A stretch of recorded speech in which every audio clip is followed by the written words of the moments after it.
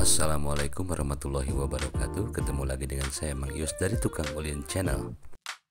Kali ini kita mau jalan-jalan ke puncak setelah terjadi penertiban. Tetapi sebelum kita ke puncak, kita berhenti dulu sejenak di tempat ini.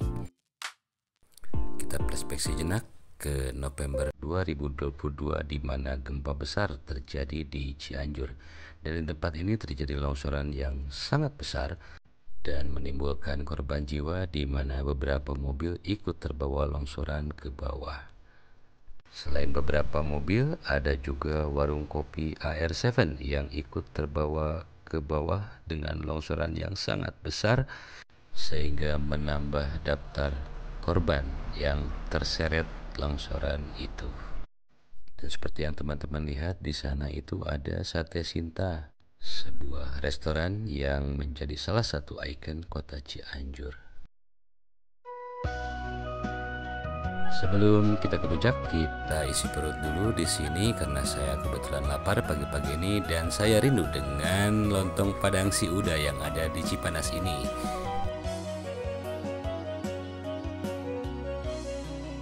Udah, saya masukin ke YouTube ya, ya. Boleh. Masukin aja. Ini tuh lontong Padang paling enak yang saya pernah temui. Komplit ya, Dak? Dibungkus. Enggak, di sini makannya. Ya, siap. Mantap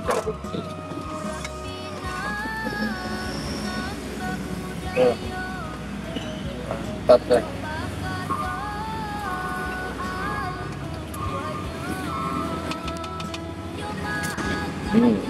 Makannya begini. Dak, sekarang berapa, Dak? Harganya? Hah? 15.000. Oh, 15.000 katanya tuh. Ya, masih sama ya, Dak ya? Ya, sama. Oke, siap. Makan yang naik. Makan dulu. Untuk kalian yang kebetulan melintas di Cipanas, silahkan mampir di Lontong Padang si Uda, tepatnya di depan dealer Suzuki Duta Cendana Adi Mandiri. Saya berhenti sejenak di sini di perbatasan antara Kabupaten Cianjur dan Kabupaten Bogor, di mana ternyata tempat ini sangat indah. Kalau dulu nggak kelihatan kan karena kehalangan oleh sejumlah warung. Dan bangunan yang di sana adalah dulunya Rindu Alam, tempat paling memorable untuk orang-orang yang sering melintas jalur puncak ini.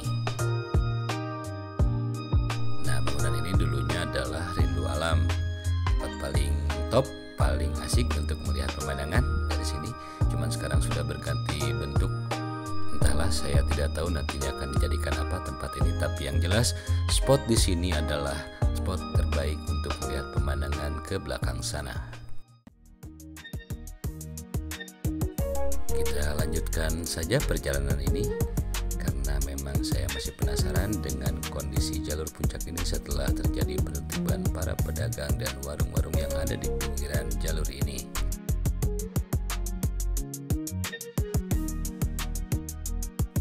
Dan di tikungan di depan sebelah kanan terdapat pintu masuk ke arah tempat wisata Talaga Warna, sebuah telaga yang ada sudah sejak dari zaman kolonial Belanda dulu dan sampai sekarang masih tetap dimanfaatkan sebagai tempat wisata di jalur puncak ini. Tapi memang setelah penertiban warung-warung yang dulunya ada banyak terdapat di lokasi ini, vibes puncak sendiri berubah.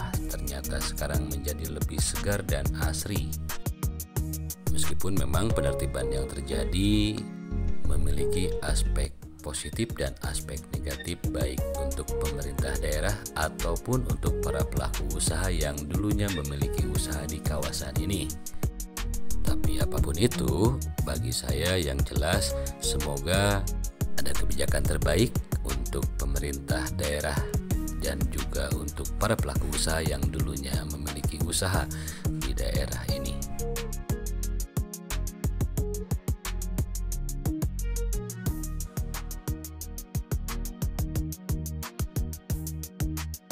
Dan semakin saya menelusuri jalur ini, saya semakin sadar bahwa selama ini banyak keindahan yang tertutupi oleh bangunan-bangunan yang berdiri di sepanjang jalan puncak ini.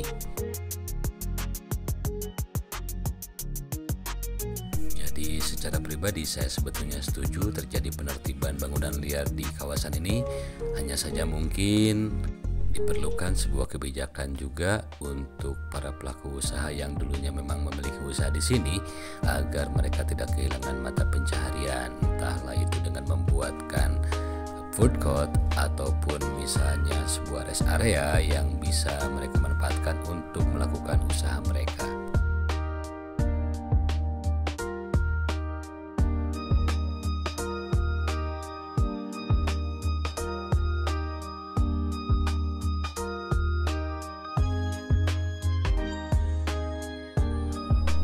Kita sebentar lagi kita akan melewati sebuah masjid yang menjadi ikon jalur puncak ini, yaitu Masjid At-Ta'awun. Biasanya di sini ramai sekali dengan orang-orang yang melakukan wisata ke jalur puncak, apalagi kalau malam minggu tiba.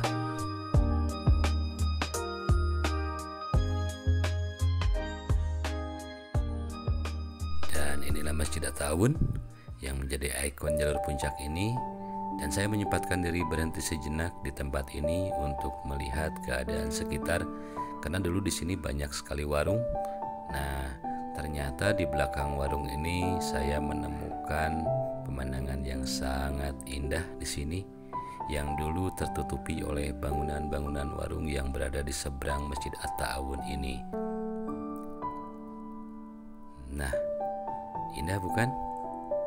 Sayangnya kalau dulu kita tidak sempat melihat ini karena memang tertutupi. Tapi sekarang kita bisa melihat dengan jelas apa yang sebetulnya tersembunyi di depan Masjid At-Ta'awun ini.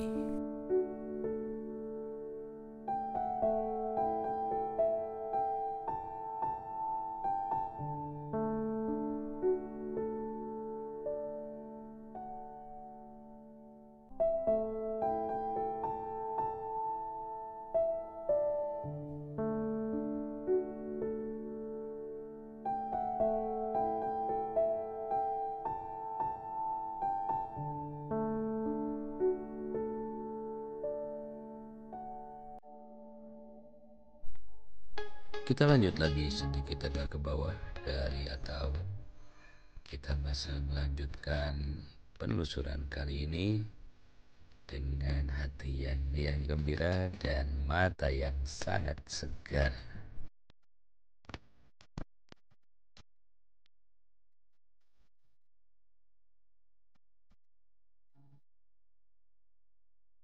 Dan ini adalah spot favorit saya karena di sini suasananya masih asri dan pohonnya sangat rindang sehingga kesejukannya terasa sangat alami sendiri di wilayah ini.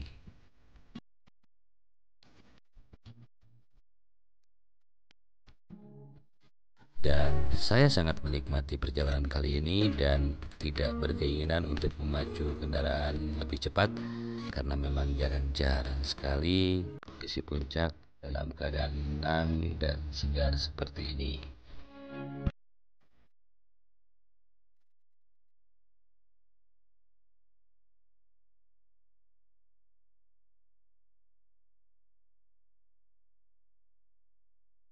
Di sini saya kembali berhenti karena teringat dulu pengalaman saya waktu zaman masih sekolah dulu, sering berhenti di tempat ini untuk menikmati pemandangan sambil sesekali melihat orang-orang yang terbang dengan gantole ataupun dengan parasut dan nanti mendarat di bawah sana tepat di seberang Gunung Mas.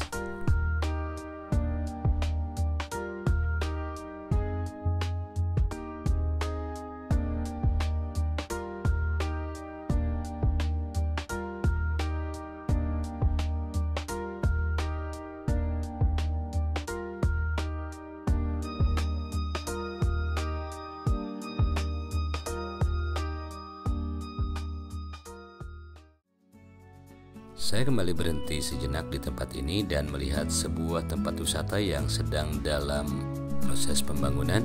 Entahlah ini masuknya nantinya dari mana, cuman di bawah sana tuh ada komplek wisata Ciburial. Entah disatukan dengan Ciburial itu atau mungkin tempat ini akan memiliki tempat masuk yang lain, saya tidak tahu. Nah, sepertinya penelusuran saya kali ini cukup sekian dulu dan saya masih akan terus lanjut melakukan penelusuran ini sampai Gunung Mas di bawah sana. Jangan lupa subscribe channel ini like, dan share sebanyak-banyaknya video saya agar video ini bisa dilihat oleh banyak orang dan channel kami terus berkembang. Terima kasih sudah mengikuti penelusuran ini. Ketemu lagi di video yang akan datang. Assalamualaikum warahmatullahi wabarakatuh.